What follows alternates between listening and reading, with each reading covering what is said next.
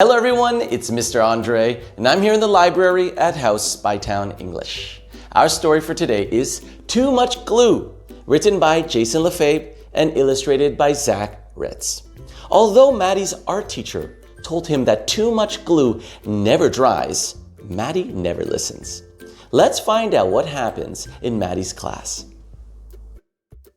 Too Much Glue, written by Jason Lefebvre, illustrated by Zach Ritz, read by Mr. Andre.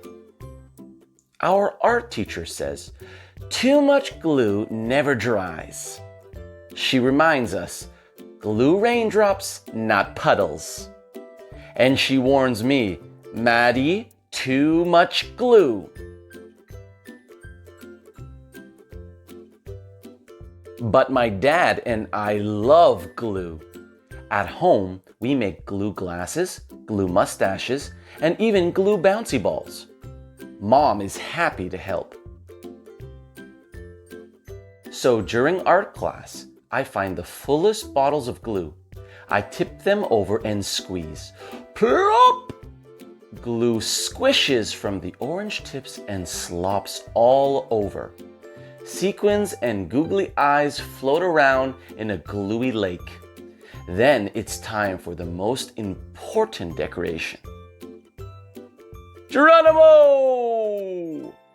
I belly flop onto the table and roll around, letting the glue and everything else cover me.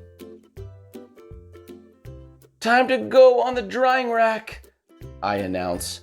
But when I try to pull myself off the table, I boing right back down. Too much glue, Maddie! Too much glue, my teacher squawks. This is bad. There's only half an hour until the end of school, and all I can do is lift my head, wave my hands, and wiggle my feet. The rest of me is a blocky, stucky mess. Can somebody help me? I call. While my teacher breathes into a paper bag, Noah shouts, "Let's lasso him!" Izzy, Noah, and Owen get to work.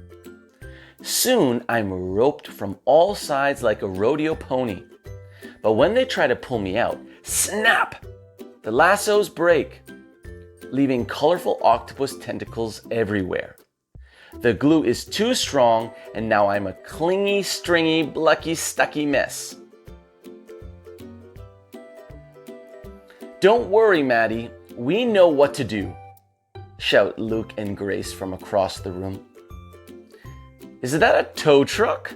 I ask as they wheel the contraption over and stick a plastic hook into my suit of glue. My friends pull one way and the glue pulls the other. Creak, click, creak, click, until... Kaboom! The tow truck explodes and plastic bricks rain all over. Now I'm a clicky, bricky, clingy, stringy, blocky, stucky mess. The school nurse bursts in and checks my temperature. 98.6. Sorry, no fever. I can't send you home early. She dabs and pats me like I'm spilled juice, but the more she blots, the more the glue spreads. Soon, I'm a melted mummy, clicky bricky, clingy stringy, blocky stucky mess. Then the principal comes in. He takes one look at me, sticks a note on my belly, and leaves. Seeing my teacher huffing and puffing like a train gives me a great idea. I whisper it to Haley and Owen. The final bell rings and everyone freezes, except Owen and Haley. It's the biggest one we could make, they shout, furiously flapping a huge paper fan at me. Then just as I'm thinking I'll be a note on my tummy, melted mummy, clicky, bricky, clingy, stringy, blocky, stucky glue boy for the rest of my life, my plan works. Something my teacher said could never happen, happens. The glue dries.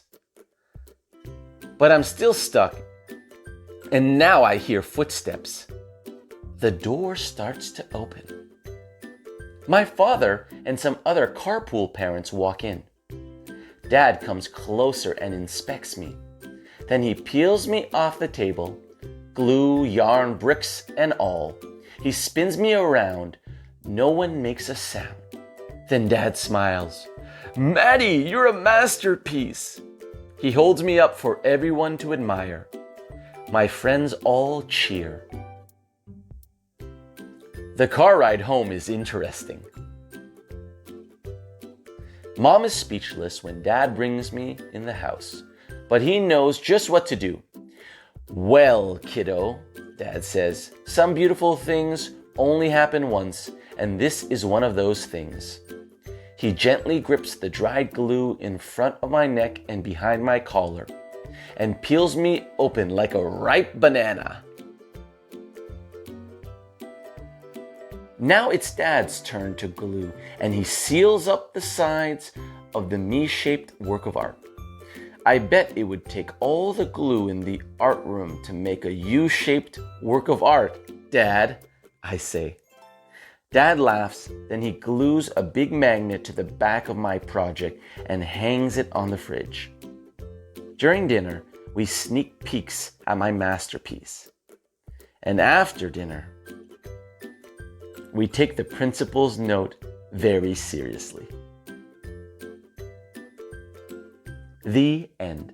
This has been a reading for House Bytown English, read by Mr. Andre.